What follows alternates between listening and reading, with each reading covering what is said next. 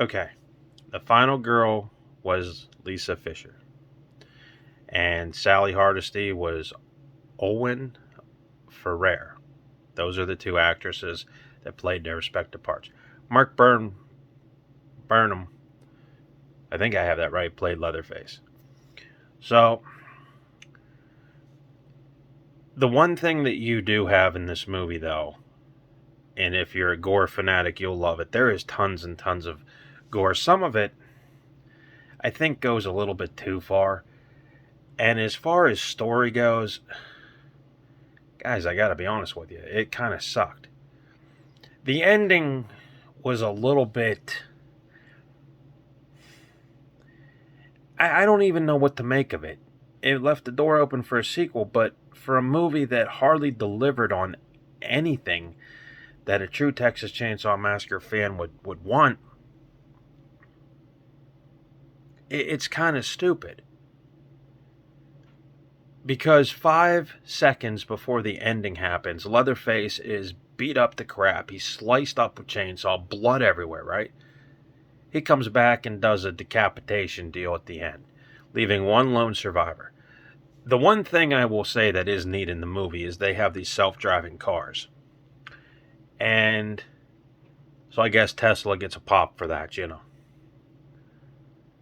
But as far as story, before I even go into that, it did nothing for the Sally Hardesty character. Okay? I mean, when you watch the movie, they built the whole promo around her getting revenge. They put her back in the movie. They made a big deal about putting her back in the movie. Texas Chainsaw fans wanted to see her back in the movie, right? Reprising the role that Marilyn Burns did so very well, right? She is on screen, guys, literally for 5 minutes. Okay? So, there's a litany of problems wrong with this film. Okay, let's go over them one at a time. One, you have no cook character, which was in the first one. You have no cannibalism, which is hinted at the first film, right? You have a promo advertising the film to have Marilyn Burns' character Sally Hardesty come back and play a bigger role than what you think. She's used for 5 minutes. You have no connecting story, right? You have fan service to other sequels, like I said, with the the water in the theater and the bobbling chainsaw. That brings me to a next point. One of the big hinting points of this movie was the actual chainsaw from the 74 version was going to be used. And it is. And it's nice to see that. It's a good prop. But it doesn't do anything for the sequel. There is way too much excessive gore, right? You have no cannibalism that was hinted around the first film, which I already said. And to be quite honest, you have things that just don't make sense in the film. You know, you really don't. And when I first heard about this, I was psyched. You know, I was like, all right, cool. He's going to take Tobe Hooper's vision and he's going to really up it. And I think it's going to be great. Instead, what we got is a very, very gory paint by numbers slasher that was not creative. On top of that, like I just said about fan service, one of the more interesting sequences is Texas must not be, you know, controlled by cops. I mean, there must not be cops flying all over the place because Leatherface cuts a guy's face off in broad daylight in the middle of right before a cornfield. You know, just, it would be like him doing it right outside your door. Okay?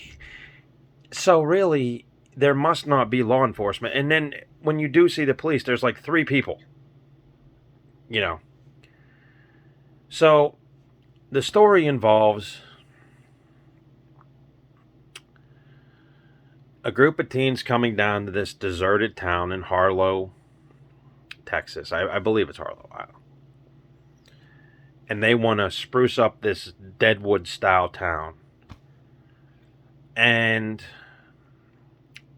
when they go to evict somebody, they end up killing her, and Leatherface goes off on a rampage. Sorry. So full movie. Now, one of the most talked about scenes in this film will be when he just slaughters a bunch of people on a school bus. And this scene is probably a little over the top. And I'm watching this thing, and he's just doing his thing with the chainsaw. And I'm like, okay, I get it. You want to throw gore in people's faces. You want them to have a shocking moment, much like the meat hook version, or the moment in the first film. But it's done so over the top, it becomes stupid. So, what I'm saying on this one, guys, is watch at your own risk. I didn't find it appealing. It was okay at best. What I'm saying is I'd leave it on and I'd tinker around in the garage. That's my thoughts on the new Texas Chainsaw Massacre. And I love the film, as you can see. Japanese poster. Marilyn Burns. Classic. This one falls way short of the goal line.